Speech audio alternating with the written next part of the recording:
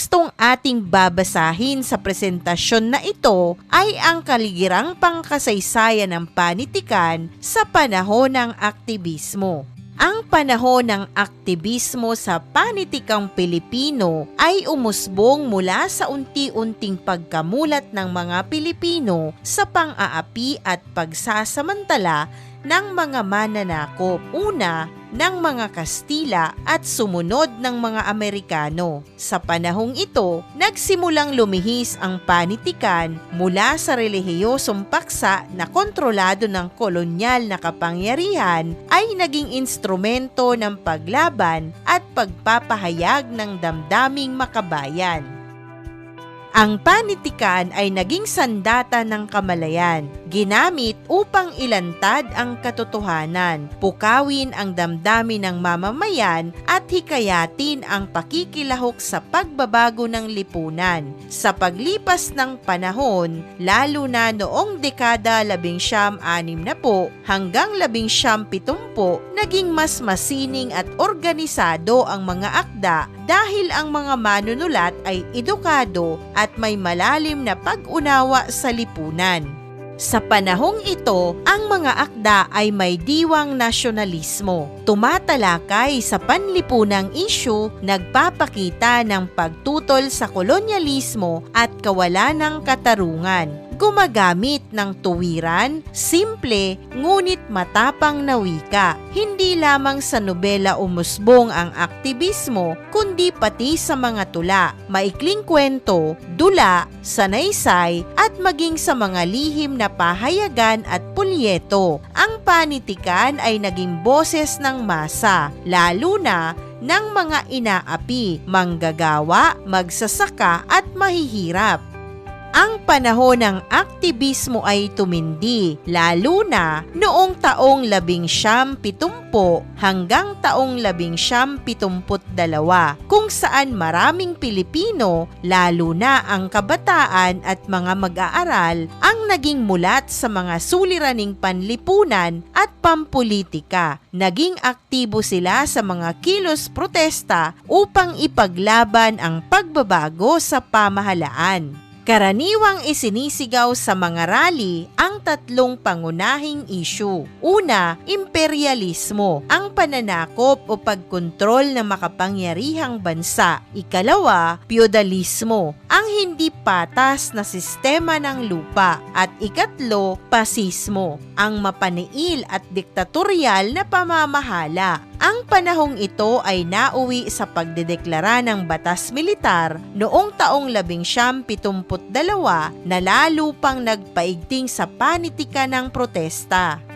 Sa kabuuan, ang panitikan sa panahon ng aktibismo ay mapanghimagsik at kritikal na katuon sa realidad ng lipunan, naging kasangkapan sa pagbabago, nagpahayag ng damdaming makabayan at malinaw na tumutuligsa sa kapangyarihan. Ang panitikan sa panahong ito ay hindi lamang sining, kundi isang makapangyarihang anyo ng pakikibaka at kamalayang panlipunan.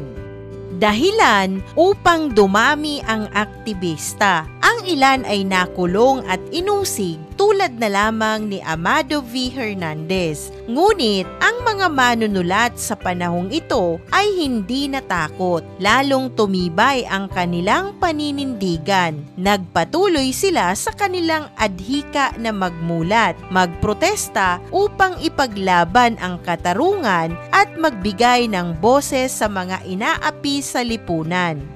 Narito ang tala sa mga tanyag na manunulat sa panahon ng aktibismo. Isa-isahin natin at alamin ang kanilang mga akda.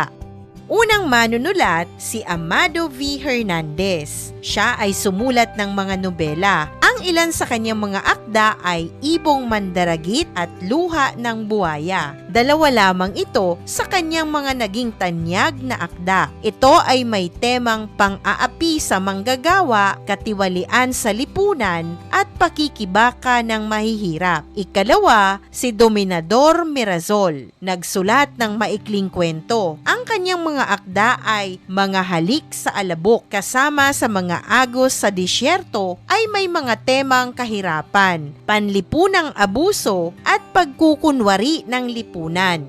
Ikatlo, si Celso A. Karunungan, nagsulat ng nobela. Ang akdang Satanas sa Lupa, Singsing na Pangkasal at Daluyong ay may temang moralidad, krisis ng lipunan at kalagayan ng Pilipino. Ikaapat, si Rogelio Sicat. Siya ay sumulat ng mga maikling kwento. Ang akdang Impeng Negro at Tataselo ay may temang diskriminasyon, kahirapan at kawalan ng katarungan. Ikalima, si Rogelio Ordonez. Nagsulat ng nobela at maikling kwento. Ang akdang Apoy sa Madaling Araw ay may temang pakikibaka at buhay ng masa. Ika-anim, si Virgilio Almario o Rio Alma. Siya ay sumulat ng mga tula. Ilan sa kanyang mga akda ang Tinig ng Darating at Kalabaw at Buffalo. Ito ay may temang nasyonalismo, modernismo, panlipunang kritisismo. Ikapito, si Rogelio Mangahas. Siya rin ay manunulat ng tula. Ilan sa kanyang mga akda ang Mga Duguang Placard.